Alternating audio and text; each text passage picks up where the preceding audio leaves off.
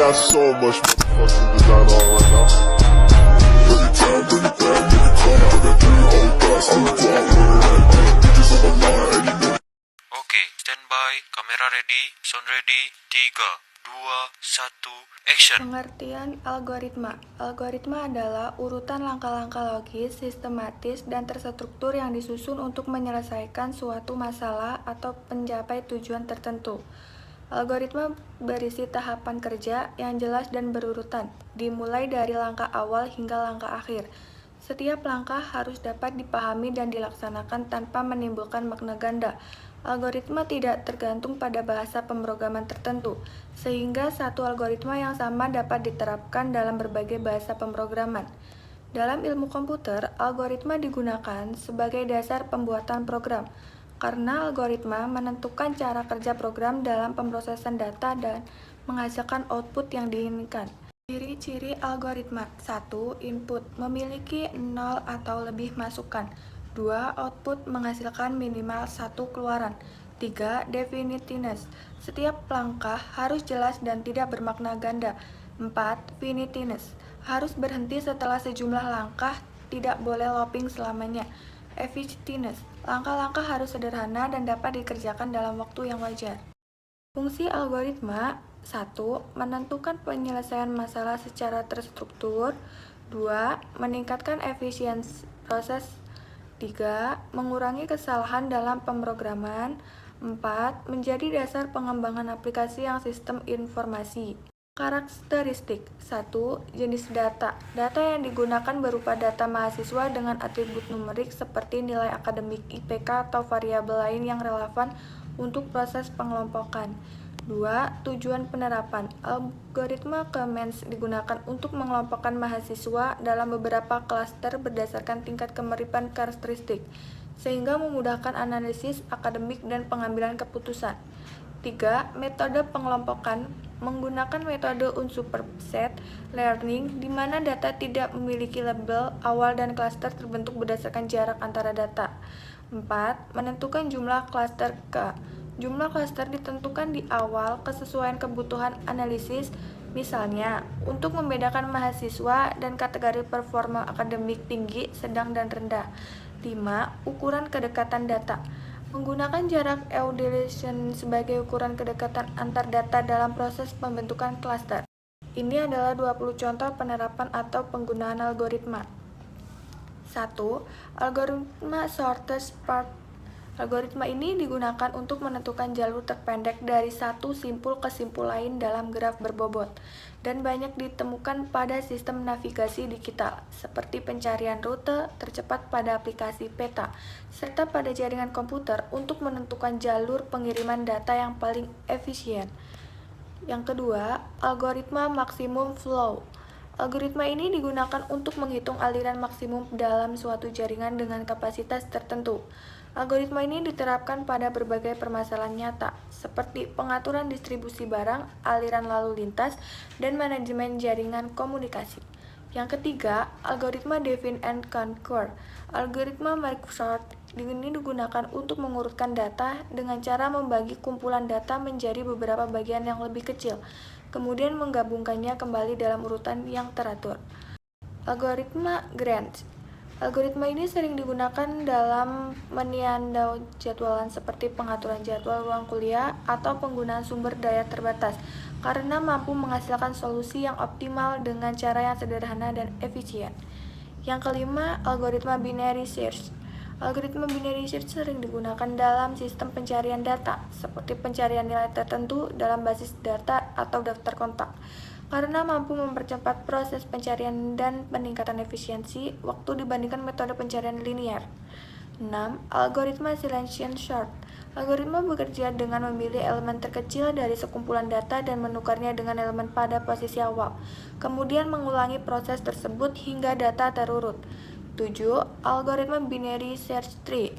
Algoritma ini digunakan untuk menyimpan data dalam bentuk pohon biner, dengan aturan bahan nilai pada subter kiri lebih kecil dari simpul induk, sedangkan nilai pada subter kanan lebih besar dan banyak digunakan dalam sistem pengolahan data.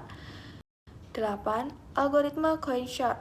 Algoritma ini bekerja dengan memilih sebuah elemen sebagai pivot, kemudian membagi data ke A dalam dua bagian berdasarkan nilai pivot tersebut. Quicksort banyak diterapkan dalam sistem pengolahan data dan aplikasi berbasis komputer untuk mengurutkan data dalam jumlah besar. Yang kesembilan, algoritma menjadwal proses. Algoritma ini digunakan untuk mengatur urutan pelaksanaan tugas atau proses dalam suatu sistem agar penggunaan sumber daya menjadi lebih efisien. Dan banyak ditemukan pada sistem operasi, sistem manajemen, dan aplikasi berbasis perangkat lunak lainnya. Algoritma pengujian perangkat lunak. Algoritma ini digunakan dalam pengujian fungsional maupun struktural untuk memastikan perangkat lunak setelah memenuhi spesifikasi dan kebutuhan pengguna. 11. Penerapannya algoritma perulangan looping untuk menghitung nilai rata-rata. Algoritma ini dapat digunakan untuk menghitung nilai rata-rata mahasiswa dari sejumlah data nilai yang dimasukkan. Penerapan algoritma perulangan ini sangat membantu dalam mengelola data yang jumlah banyak karena membuat program lebih efisien, terstruktur, dan mudah dikembangkan. 12. Penerapan algoritma percabangan untuk menentukan kelulusan. Algoritma percabangan digunakan untuk menentukan alur eksekusi program berdasarkan kondisi tertentu yang telah ditetapkan. Algoritma percabangan memungkinkan sistem mengambil keputusan secara logis dan otomatis sehingga sangat berguna dalam sistem informasi, akademik maupun aplikasi lainnya yang dibutuhkan mengambil keputusan berbasis kondisi. 13. Penerapan algoritma binary search pada sistem informasi akademik. Algoritma binary search banyak diterapkan pada sistem informasi akademik untuk melakukan pencarian data mahasiswa secara cepat dan efisien. Data mahasiswa seperti nomor induk mahasiswa, NIM, nama atau kode program studi disimpan dalam bentuk terurut lebih dahulu. 14. Penerapan algoritma binary search pada sistem pencarian data perpustakaan digital. Binary search juga diterapkan pada sistem pencarian data di perpustakaan digital, khususnya untuk mencari koleksi buku berdasarkan ISBN, judul, atau klasifikasi. Algoritma ini membantu mempercepat proses pencarian buku, meningkatkan kenyamanan pengguna, serta mengoptimalkan kinerja sistem dalam pengolahan koleksi data yang berjumlah besar. Yang ke-15, penerapan algoritma Kamens dalam mengelompokkan presentasi akademik mahasiswa. Algoritma Kamens banyak digunakan dalam mengelompokkan data mahasiswa berdasarkan prestasi akademik. Data yang digunakan dalam berupa indeks prestasi kumulatif, IPK, nilai mata kuliah inti, jumlah SKS yang telah ditempuh, serta tingkat kehadiran mahasiswa.